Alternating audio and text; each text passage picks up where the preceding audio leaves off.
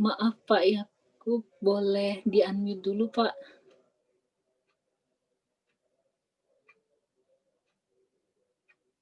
Belum kedengeran.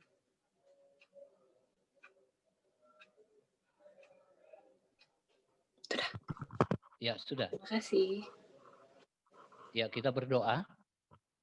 Bapa di surga, terima kasih untuk kebaikan-Mu di tengah-tengah kesibukan hamba-hamba-Mu, anak-anak-Mu yang ada di persekutuan PDK Ripka, menyempatkan diri untuk bersekutu pada siang hari ini.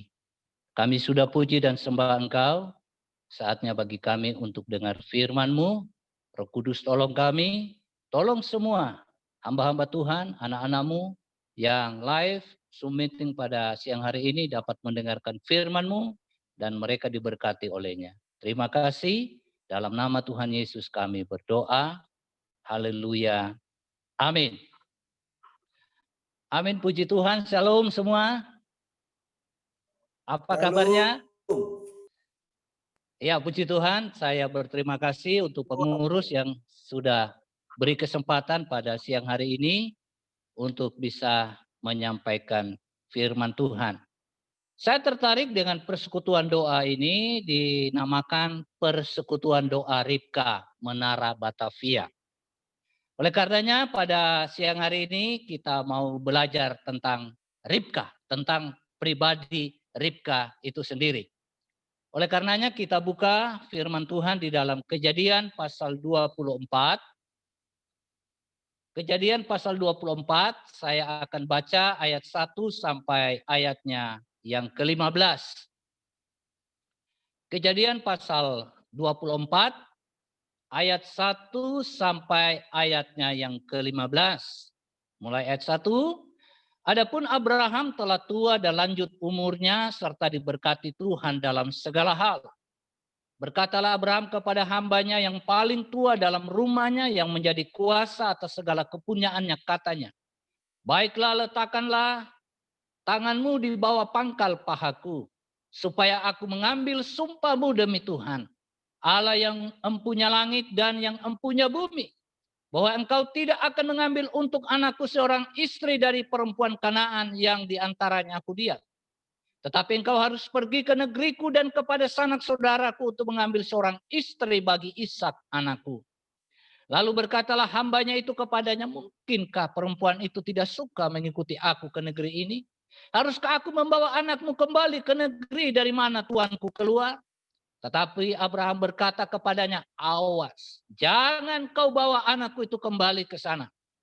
Tuhan Allah yang empunya langit yang telah memanggil aku dari rumah ayahku, serta dari negeri sanak saudaraku, dan yang telah berfirman kepadaku serta yang bersumpah kepadaku demikian. Kepada keturunanmu lah akan kuberikan negeri ini. Dialah juga akan mengutus malaikatnya berjalan di depanmu, sehingga engkau dapat mengambil seorang istri dari sana untuk anakku. Tetapi jika perempuan itu tidak mau mengikuti engkau, maka lepaslah engkau dari sumpahmu kepadaku ini. Hanya saja janganlah anakku itu kau bawa kembali ke sana. Lalu hamba itu meletakkan tangannya di bawah pangkal paha Abraham tuannya dan bersumpah kepadanya tentang hal itu. Kemudian hamba itu mengambil 10 ekor dari unta tuannya dan pergi dengan membawa berbagai-bagai barang berharga kepunyaan tuannya. Demikianlah ia berangkat menuju Aram Mesopotamia ke kota Nahor. Di sana disuruhnya lah unta itu berhenti di luar kota dekat suatu sumur pada waktu petang hari. Waktu perempuan keluar menimba air. Lalu berkatalah ia, Tuhan Allahku, Tuanku Abraham, buatlah kiranya tercapai tujuanku pada hari ini. Tunjukkanlah kasih setiamu kepada Tuanku Abraham. Di sini aku berdiri dekat mata air. Dan anak-anak perempuan penduduk kota ini datang keluar untuk menimba air. Kiranya terjadilah begini. Anak gadis kepada siapa aku berkata, tolong miringkan buyungmu itu supaya aku minum. Dan yang menjawab, minumlah. Dan unta-untamu juga akan kuberi minum. Dialah kiranya yang kau tentukan bagi hambamu Ishak. Maka dengan begitu akan ku ketahui bahwa engkau telah menunjukkan kasih setiamu kepada tuanku itu. Sebelum ia selesai berkata, Maka datanglah Ribka yang lahir bagi Betuel anak laki-laki Milka istri Nahor, saudara Abraham, buyungnya dibawanya di atas bahunya.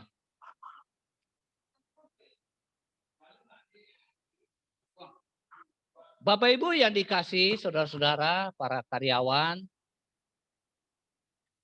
bagi banyak orang kisah tentang Ribka pasti sudah tidak asing lagi. Sebab Ribka adalah tokoh perempuan yang cukup terkenal di Alkitab dan kisah hidupnya juga patut diteladani. Ribka adalah salah satu tokoh perempuan di Alkitab yang kisah hidupnya telah menginspirasi banyak orang. Kisah Ribka memang menarik untuk disimak. Bukan saja karena ia adalah salah satu tokoh perempuan yang populer di Alkitab. Tetapi juga karena banyak pelajaran yang bisa diambil dari kisah hidupnya. Kisah pribadi Ribka di Alkitab telah menjadi kisah yang sangat berharga bagi orang-orang Kristen sepanjang masa. Ribka terutama dikenal karena menjadi nenek moyang bangsa Israel, umat pilihan Allah, serta nenek moyang Tuhan Yesus secara manusia. Kisah hidup Ribka dapat ditemukan di dalam Kejadian pasal 24 yang sudah kita baca tadi dan berlanjut kepada Kejadian pasal yang ke-25. Saudara yang dikasihi oleh Tuhan kita Yesus Kristus, pada siang hari ini kita akan belajar dari kehidupan atau pribadi Ribka. Sedikitnya ada 6 hal yang perlu kita lihat dari kehidupan Ribka itu sendiri. Yang pertama, Alkitab mencatat bahwa Ribka perempuan yang berparas cantik dan bisa menjaga diri. Kita bisa temukan di dalam Kejadian pasal 24 ayatnya yang ke-16. Dikatakan oleh firman Tuhan, anak gadis itu sangat cantik parasnya. Seorang perawan belum pernah bersetubuh dengan laki-laki. Ia turun ke mata air itu dan mengisi buyungnya, lalu kembali naik.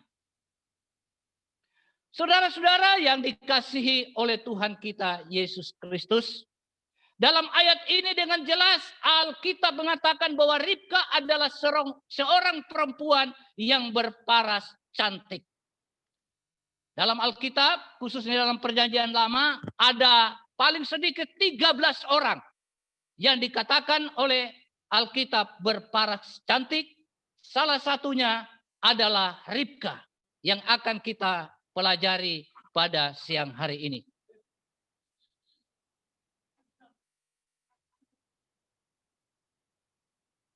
Ribka tidak hanya berparas cantik, tetapi juga Ribka mampu menjaga diri dan hidupnya.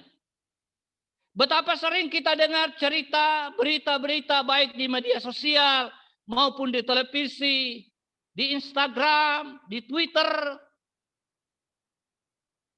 tentang perilaku pemuda remaja di lingkungan sekolah, kampus maupun di kantor, di mana banyak anak muda yang tidak menjaga dirinya, yang tidak menjaga kekudusan hidupnya, yang menyerahkan dirinya untuk seorang laki-laki yang belum tentu di kemudian hari menjadi suaminya. Tetapi Alkitab mengatakan bahwa selain cantik, Ribka mampu menjaga dirinya. Alkitab mengatakan dia belum pernah disentuh oleh seorang laki-laki. Nah, saudara yang dikasihi Tuhan. Jadi, seorang yang cantik tidak ada artinya tanpa karakter yang baik. Seorang yang pintar pun tidak ada artinya tanpa karakter yang baik. Amin. Namun Ribka di sini memiliki kedua-duanya. Alkitab mengatakan bahwa dia berparas cantik, tetapi juga dia mampu menjaga dirinya. Oleh karenanya, khusus yang masih jomblo, khusus yang belum menikah, ya, Hari ini firman Tuhan mengatakan kita itu tidak hanya cukup cantik, tetapi juga harus mampu menjaga diri, harus memiliki karakter yang baik, tidak mudah terpengaruh dengan dunia ini yang menawarkan 1000 macam kesenangan, tetapi yang akhirnya membuat kita menderita. Yang kedua dari kitab Ribka, dari kehidupan Ribka ini yang perlu kita pelajari, yaitu Ribka adalah seorang perempuan yang murah hati. Ayat 18 dalam bacaan kita tadi mengatakan, jawabnya, minumlah Tuhan, maka segera diturunkannya buyungnya itu ke tangannya, serta diberinya dia minum. Nah, saudara-saudara yang dikasihi oleh Tuhan kita Yesus Kristus, Abraham telah tua dalam ayat 1 bacaan kita tadi. Dan lanjut umurnya. Serta diberkati Tuhan dalam segala hal. Ia memanggil hambanya yang paling tua dalam rumahnya. Yang menjadi kuasa atas segala kepunyaannya, yaitu Eliezer. Abraham meminta Eliezer mencarikan istri untuk Ishak. Tetapi engkau harus pergi ke negeriku dan kepada sanak saudaraku. Untuk mengambil seorang istri bagi Ishak anakku, di ayat yang keempat. Melalui perjalanan yang cukup jauh dan melelahkan, akhirnya Eliezer bertemu dengan Ribka di tepi sumur. Eliezer meminta minum dan Ribka menyanggupi permintaan Eliezer. Ia menurunkan buyung airnya ke tangannya dan memberi Eliezer minum air. Di ayat 18, minumlah Tuhan, maka segera diturunkannya buyungnya itu ke tangannya, serta diberinya dia minum. Ribka bukan hanya seorang perempuan yang berparas cantik, tetapi juga seorang perempuan yang murah hati. Bahkan kemurah hatinya kepada orang asing yang belum dikenalnya. Hal itu berbicara tentang karakter Ribka yang murah hati. Jadi saudara-saudara yang dikasihi Tuhan, khususnya teman-teman yang ada dalam persekutuan doa Ribka, tidak hanya cukup cantik, tetapi yang kedua adalah kita harus memiliki karakter yang murah hati. Amin. Yang ketiga, dikatakan bahwa Ribka adalah sosok yang rajin. Ayat 20. Kemudian segeralah dituangnya airnya di buyungnya itu ke dalam palungan. Lalu berlarilah ia sekali lagi ke sumur untuk menimba air. Dan ditimbanya untuk semua unta orang itu. Sebagai perempuan tidak jarang di antara kita yang bersikap seperti seorang putri raja yang serba harus dilayani.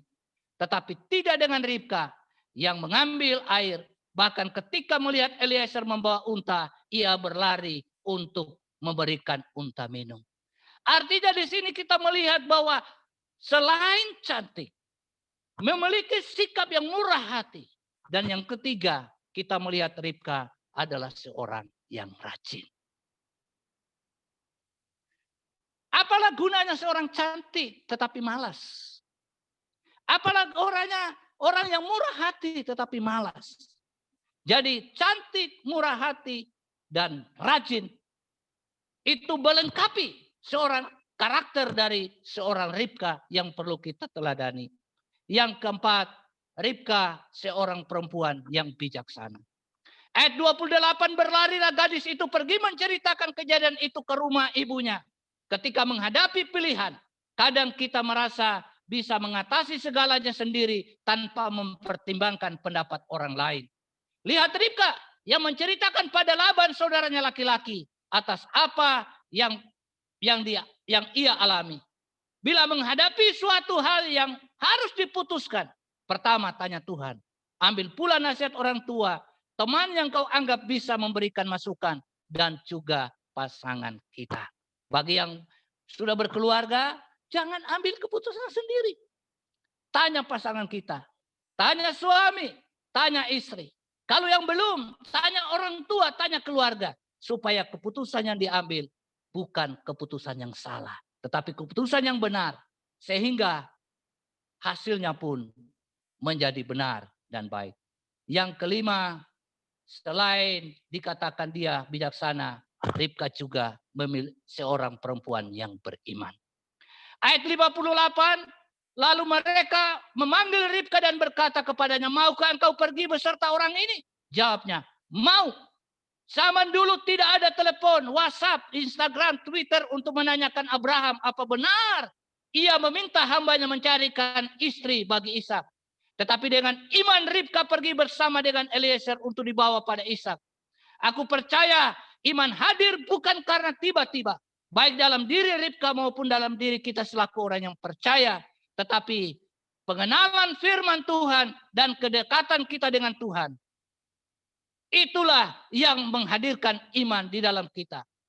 Roma pasal 10 ayat 17 dikatakan, jadi iman timbul dari pendengaran dan pendengaran oleh firman Tuhan. Bayangkan, tidak pernah bertemu dengan Ishak, tidak pernah tahu tentang Abraham. Tetapi ketika Eliezer mengajak, menawarkan, meminang, melamar Ishak, dia katakan dia mau. Artinya dia beriman, dia tahu bahwa itu adalah dari Tuhan dan itu adalah yang terbaik. Yang terakhir, yang keenam. Kejadian pasal 25 ayat 21. Berdoalah Ishak kepada Tuhan untuk istrinya. Sebab istrinya itu mandul. Tuhan mengabulkan doanya sehingga Ribka istrinya itu mengandung. Ishak dan Ribka menunggu hadirnya anak dalam pernikahan mereka selama 20 tahun. Sama seperti Sarah ibu mertuanya. Ribka sempat dinyatakan mandul. Tetapi ia tidak meminta Ishak mengambil gundik menjadi istrinya.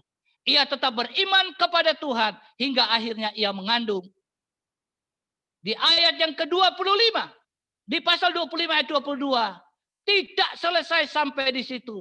Di masa kehamilannya Ribka menghadapi kesakitan yang luar biasa karena bayi kembar yang dikandungnya.